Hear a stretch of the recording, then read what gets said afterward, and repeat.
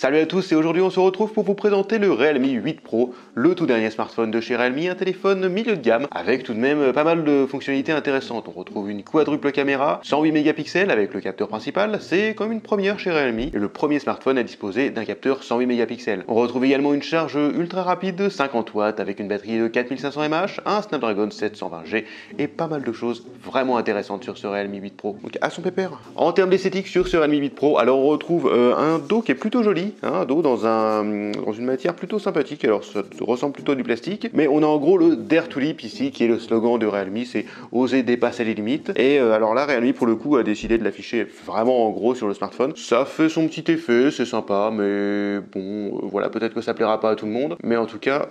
Mais qu'est-ce que tu fais là, toi? Voilà. Bon, et ben écoute,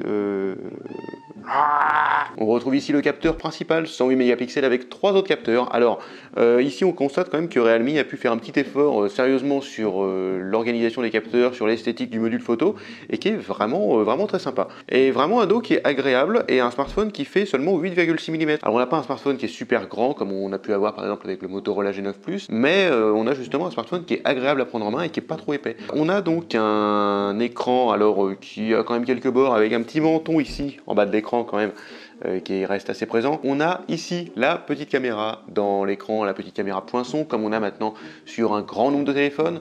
Elle est à gauche chez Realme, elle est souvent en général à gauche sur les smartphones. Bon, alors cette petite caméra c'est bien parce que Realme a fait l'effort, contrairement à d'autres constructeurs, de la rendre un petit peu plus petite, c'est-à-dire que comme ça elle prend moins de place sur l'écran et elle est un petit peu moins gênante. Bon, on retrouve de part et d'autre du téléphone sur les bords, ici sur la gauche, le tiroir SIM qui permet d'accueillir 2 cartes SIM plus une carte micro SD qui permet d'augmenter la capacité de stockage du smartphone qui est déjà de 128 Go de base. En haut, on retrouve le second micro qui permet d'annuler les bruits ambiants. Sur la droite, on retrouve le bouton de verrouillage de l'appareil et les boutons de réglage de volume. Alors contrairement à ce qu'a l'habitude de faire Oppo, pourtant Realme est assez proche d'Oppo puisque Realme était à la base en fait une sous-marque entre guillemets d'Oppo. Là Realme nous a fait un seul bouton de position, sur la droite aussi. Moi je préfère cette façon Oppo, iPhone.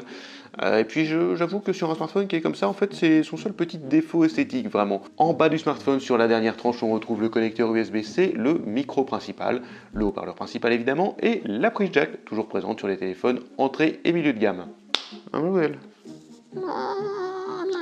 Au niveau du processeur, on retrouve un Qualcomm Snapdragon 720G, on a 6 ou 8 Go de RAM, selon les versions que vous prendrez, on a 128 Go de stockage en UFS 1, et on va tout de suite parler un petit peu des performances. Alors, le processeur est pas mauvais, malgré tout, c'est pas non plus la grosse éclate par rapport à ce qu'on avait sur le Realme 6 Pro et le Realme 7 Pro. On retrouve un score Geekbench de 1715 points, le score en tout est un petit peu en dessous de 290 000 points, c'est encore une fois un petit peu léger, contrairement à ce qu'on aurait pu attendre. Au niveau des performances, le CPU fait presque 102 000 points, le GPU 72 000, la mémoire 53 000 et l'UX 61 000. Donc au final, ce qui est vraiment meilleur sur ce smartphone, c'est le CPU et l'UX. Le GPU est pas fou, c'est un Adreno 618. Bon, c'est un processeur graphique qui est utilisé à foison sur les téléphones d'entrée de gamme. Et il serait peut-être temps d'en changer un petit peu, peut-être passer, je sais pas, sur un Adreno 620 ou augmenter le processeur graphique. Mais bon, ça fait maintenant plus d'1 an que ce processeur est utilisé et ça commence à faire, ça fait beaucoup là. Donc.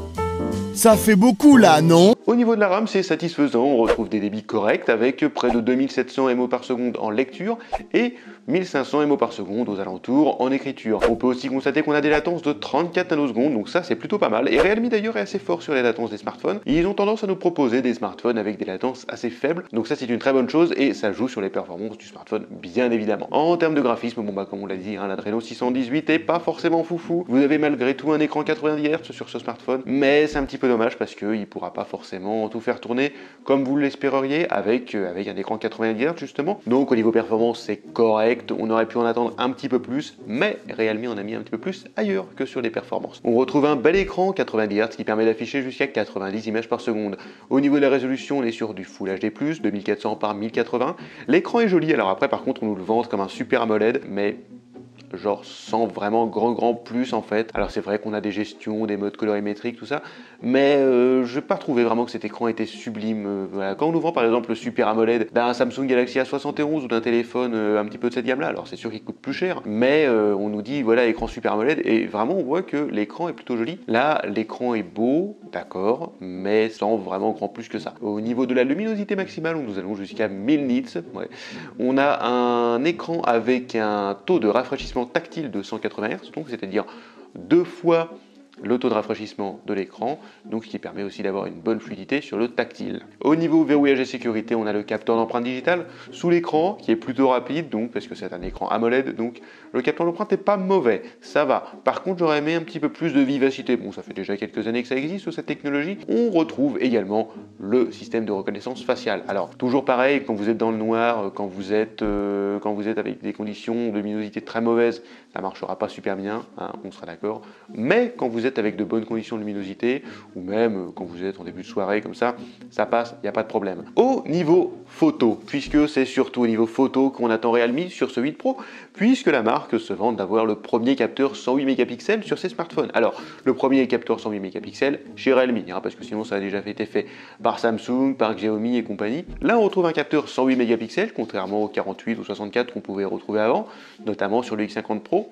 Donc, et sur les X3 Super Zoom aussi d'ailleurs, qu'on avait testé sur Charletech. N'hésitez pas à aller sur Charletech, n'hésitez pas à vous abonner, à laisser un petit like si vous aimez cette vidéo et à me dire ce que vous en pensez en commentaire de ce Realme 8 Pro. Pour soutenir le chat qui utilise ce canapé et qui a une vie extrêmement dure, hein.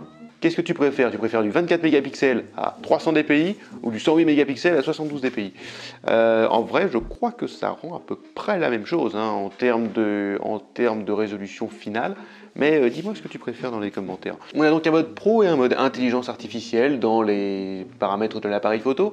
On retrouve également alors pas mal de modes. On a un mode nuit, on a un mode vidéo, on a un mode portrait, on a le mode 108M évidemment qui correspond au mode 108 mégapixels. Parce que oui, il faut savoir que le smartphone ne prend pas toujours toutes ses photos en 108 mégapixels de base. C'est vraiment un mode à activer, sinon il faut savoir quand même que par défaut, le téléphone prend les photos en 12 mégapixels. Voilà. Donc vous pourrez dire, oui, mais dis donc, le 108 mégapixels il fonctionne pas super bien. Oui, mais parce qu'il faut l'activer tout simplement dans les réglages. Vous allez hop, juste ici, vous allez sur l'application appareil photo et là vous avez 108M et donc là vous prenez vraiment vos photos en 108 mégapixels. Deux petites choses qui se font, c'est que le 108 mégapixels désactive l'intelligence artificielle et désactive la possibilité de zoomer. Alors je vous rassure, vous pourrez ensuite faire des zooms ensuite de manière logicielle, vous pourrez zoomer dans votre photo puisque il me semble que vous prenez des photos du genre 12 000 par 9 000 donc ça va, vous aurez de quoi zoomer. Ça reste du 72 dpi malheureusement, mais aussi c'est pour pas faire des photos trop lourdes. Déjà que là on arrive facilement à une cinquantaine de mégas parfois sur certaines photos, donc ça commence à faire pas mal. Ah bah voilà, on me propose le mode étoilé là. On retrouve le Starry Mode, le mode étoilé pour prendre la nuit en photo comme j'ai pu le faire. Vous pouvez le voir juste ici, bon malgré le fait que la nuit n'était pas forcément super lumineuse, mais on retrouve aussi d'autres modes plutôt intéressants. Bon alors évidemment on a l'ultra macro, on a le mode pro expert, tout ça. Bon alors l'ultra macro, moi je suis pas super fan de mettre un quatrième capteur de mégapixels juste pour dire on a mis un capteur, mais bon ça c'est pas grave. On a aussi le mode vidéo double, ce qui fait que là, quand je prends une vidéo, et bah du coup, vous pouvez voir ici, je me prends en vidéo avec la caméra frontale et en même temps, je prends en vidéo, du coup, Maxence et Pierre qui sont en train de tourner, merci à eux. On peut trouver des applications qui permettent de faire les deux, hein, de toute manière, soit sur le Play Store, soit sur l'App Store. Mais là, le fait que ce soit directement intégré dans le téléphone, c'est plutôt sympa comme fonctionnalité et franchement, on aime bien. En fait, alors, vous retrouvez les effets beauté classiques qu'on a sur la majorité des téléphones, mais le fait est qu'ici, Realme ne les a pas mis vraiment en avant, ne les a pas vraiment activés par défaut et ne les rend pas obligatoires quasiment, comme si elle peut le faire dans ses autres téléphones. Bluebell t'abuse vraiment. Au niveau de la photo de nuit en mode classique, hein, juste qu'on active le mode nuit, pas le Starry Mode, on a des photos qui sont plutôt correctes, on a des photos qui sont relativement lumineuses, assez claires. Alors, c'est sûr que ça fait pas comme un iPhone, hein, c'est-à-dire que ça augmente pas la luminosité à fond de manière à proposer un résultat qui n'est pas forcément toujours pertinent. Là, les photos sont un petit peu plus sombres, mais franchement, j'ai envie de dire, ça va. Il faut savoir aussi que j'ai vraiment pris des photos dans des conditions de très mauvaise luminosité, hein, clairement. La luminosité n'était pas du tout dégueulasse quand j'ai pris ces photos, il faisait quasiment noir.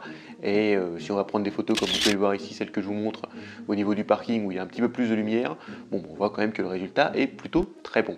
Attends, je te la chasse. Pierre, tu peux le faire après ça, bon. Ce n'est pas de ma faute, patron. J'étais malade.